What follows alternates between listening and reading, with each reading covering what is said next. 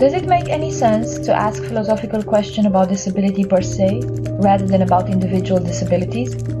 Is there anything unifying the disparate cases of individual disability such that it is worth talking about disability as a kind? In this lecture, I'll introduce several definitions and models of disability. I want us to consider what these general accounts are supposed to achieve, how they are supposed to help individuals and states in making decisions about the rights and welfare of persons with disabilities. Defining the concept of disability is contentious for several reasons. 1. It is only in the past century that the term disability has been used to refer to a distinct class or group of people. Historically, disability has been used either as a synonym for inability or as a reference to legally imposed limitations on rights and powers. Another challenge facing the project of saying what a disability is in general is that many different characteristics are considered disabilities. Paraplegia, deafness, blindness, diabetes, autism, epilepsy, depression, and HIV, among others. The term covers diverse conditions such as the congenital absence or adventitious loss of a limb or a sensory function, progressive neurological conditions like multiple sclerosis, chronic diseases like arteriosclerosis, the inability or limited ability to perform such cognitive functions as remembering faces or calculating sum, and psychiatric disorders like schizophrenia and bipolar disorder. There seems to be little about functional or experiential states of people with these various conditions to justify a common concept. A third reason for being skeptical about the prospect of a general theory of disability is that defining disability solely in terms of social responses like stigmatization and exclusion does not distinguish disability from other identity categories such as race or sex, and one should avoid taking a too simplistic or reductive view which treats disability indistinguishably from these other concepts. However, these warnings haven't stopped philosophers from trying to theorize about disability. General accounts of disability can be roughly grouped into naturalistic accounts, social constructivist accounts, and a newer type of approach that falls somewhere in the middle, which is the solidarity account of disability. Let us look at each family of accounts in turn. Naturalistic accounts of disability. This is a family of definition and models that attempt to explain what disability is in terms of natural or objective features of disabled bodies. Here are three of the most important definitions. 1. Disability is a departure from normal functioning or from the species norm. The basic idea of this approach is that there is a standard of normal functioning for humans, and deviation from this norm are disabilities or diseases. For instance, the normally functioning human can see, the blind person cannot, so the blind person is disabled. On this view, disabilities are negative departures from statistically typical functioning, where negative is taken to mean deviations from an organism's design, rather than something value-laden. So functioning is said to be non-normal if it impairs or hinders survival and reproduction. A second naturalistic definition runs as follows. Disability is the lack of a physical ability that most people have. Here, the basic idea is that to be disabled is to lack a physical ability which most people have, and which in turn has a substantial impact on daily life. More detailed versions of this account point out that to have a disability is to be unable to perform some significant range of tasks or functions that individuals are ordinarily able to do, at least under favorable conditions. So the inability is supposed to arise not simply from lack of trying, or to be easily corrigible, or to be due to lack of the tools or means ordinarily available for performing such tasks or functions. The third naturalistic definition takes disability to be the interaction between impairment and social environment. The basic idea is that disability is a multifaceted phenomenon in which disabled people face limitations partly due to intrinsic features of their bodies and partly due to barriers in their environment. Some of these accounts define the intrinsic limitations as impairments, which are in turn understood as departures from normal functioning. So here we can see the link to the first account of disability being introduced via the notion of an impairment. Having the basic outlines of these accounts in hand, let us now look at some problems for the naturalistic approaches in general. Take the first definition of disability. Accounts that define disability in terms of normal functioning overgeneralize. There are many departures from normal functioning that are not disability. Consider the following. If sexual orientation is at least in part biologically influenced, then it looks like the normal function account might classify being gay as a disability, since being gay is statistically atypical and does not contribute to reproduction. But this seems wrong. Also, having the diabetes gene, or the group of genes that cause an unusual predisposition to breast cancer, would qualify a person as being disabled, even if they never develop the disease in question. This also sounds counterintuitive.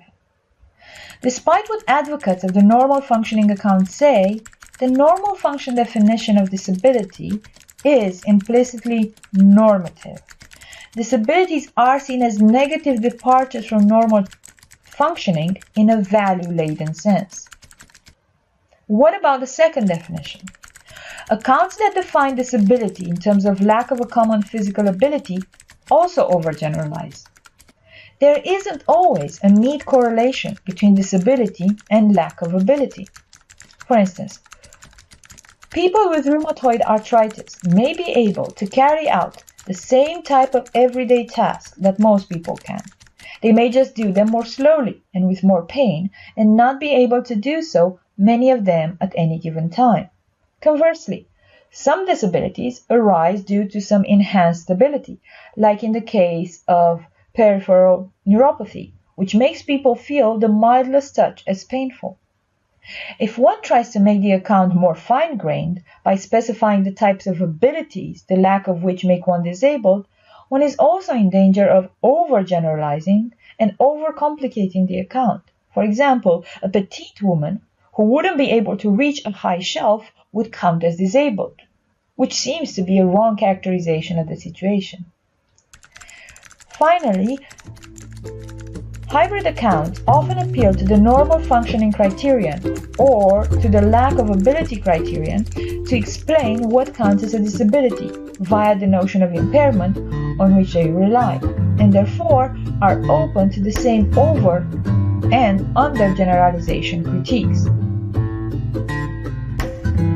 Summing up, all naturalistic accounts that unify disabilities in virtue of what disabled bodies are, that is, bodies that function abnormally or bodies that lack some ability that normal bodies have, are vulnerable to over and under generalization objections.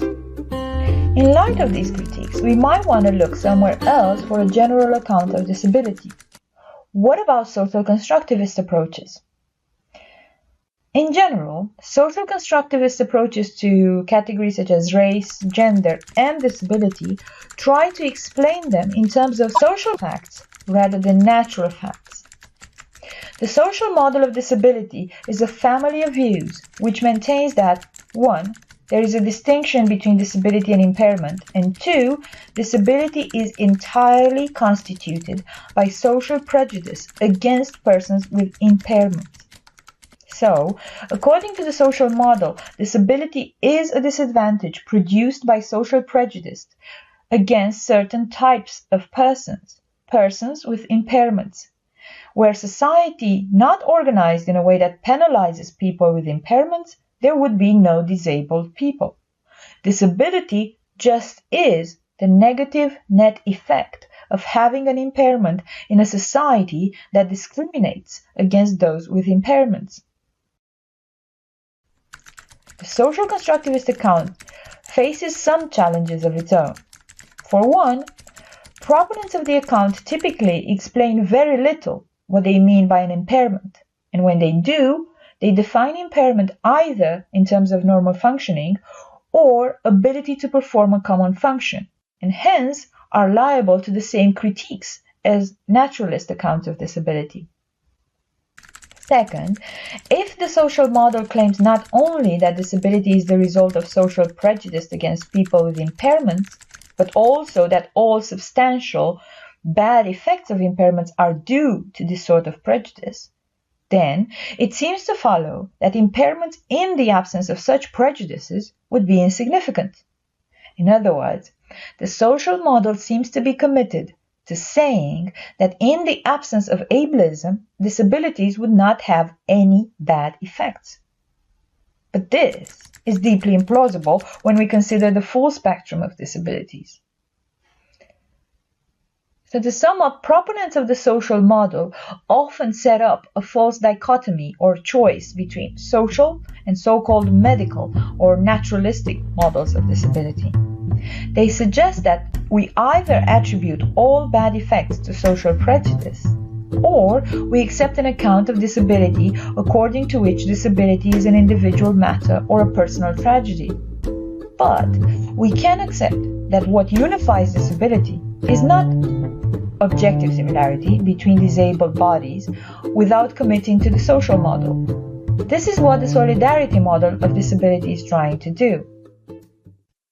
The model points out that the social category of disability is philosophically interesting because of the disability rights movement. That is, because people have found it useful when organizing themselves in a civil rights struggle. People have used the category of a disability to explain what their experiences of social oppression have in common, and to group themselves together to work for progress and change. An important feature of the disability rights movement has been an evolution from simply demanding equality to celebrating disability. So the so-called disability culture is an increasingly important part of the disability rights movement. A philosophical account should leave open the possibility for an affirmational or positive conception of disability rather than just stipulating that disability is bad or harmful. The basic idea of the solidarity model, then, is that disability is just whatever the disability rights movement is promoting equality and justice for. Disability is socially constructed from group solidarity. Let us unpack this idea. A group of people with a variety of physical conditions got together and observed that their experiences of their bodies had something in common. They used this commonality to organize themselves in a civil rights struggle aimed at promoting justice for people with bodies they judged to be importantly similar to their own. So, disability is constructed from that solidarity among people with physically non-standard bodies. What sort of objections might one raise against this solidarity account? For instance, one might point out that there is a disagreement within the disability rights movement about which conditions should count as disabilities, just as there is disagreement within feminism about which person should count as a woman. Members of the disability rights movement are not infallible disability detectives. They can't be mistaken about whether a given condition is a disability or not. They can even systematically be mistaken. However, they don't make judgments at random and try to follow some rules. They tend to count a physical condition as a disability if it has a sufficient number of features, like being subject to social stigma and prejudice, being viewed as unusual or atypical, making ordinary tasks difficult or complicated, causing chronic pain, causing barriers to access to public spaces, employment, causing shame, requiring medical care and/or use of mobility aids and assistive technology, and so on. So disability as defined by the disability rights movement is a cluster concept, and as such, it is vague, and it will have plenty of borderline cases. Rounding up. On the solidarity account, whether one has a disability or not is partly determined by what their body is like, and not merely by how that body is perceived or treated by others. But it is still the case that disability is socially constructed. A group of people make solidarity judgments based on things their bodies and their experience of those bodies have in common. Those judgments are rule-based, and it is the application of those rules that determines what counts as a disability. In other words, it is the application of judgments about solidarity to objective features of bodies that, on this account, is said to create a disability.